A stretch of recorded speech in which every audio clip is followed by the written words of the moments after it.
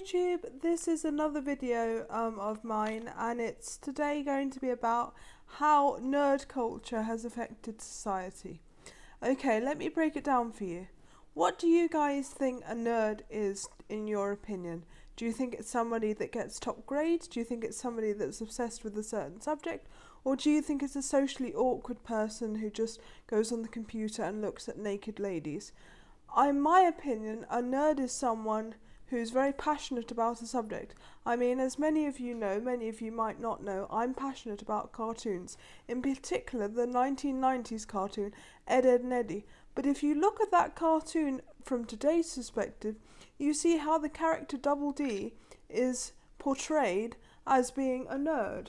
And in those days, 20 odd years ago, nerds were seen as quite a negative thing. So nowadays we are sort of encouraged to get the highest grades, especially in the United Kingdom. We are encouraged to get the highest grades, to be technology equipped, and to be able to broadcast ourselves on the internet. Think about it this way, guys. 20 years ago, we didn't really have the technology to broadcast ourselves on YouTube, for example. And 20 years ago, if you got top grades, you were seen as weird because of that. Nowadays, if you have top grades, and it's not necessarily the case, but if you have top grades, you are seen as higher in authority. But don't be put off by this, because you can always retake qualifications, and there are many different options to take different qualifications.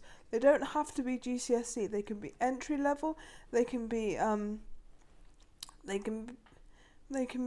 functional skills, they can be diplomas, they can be degrees, whatever your educational level. If you strive in a certain subject, then you shouldn't be thought of as a nerd and socially awkward, you know.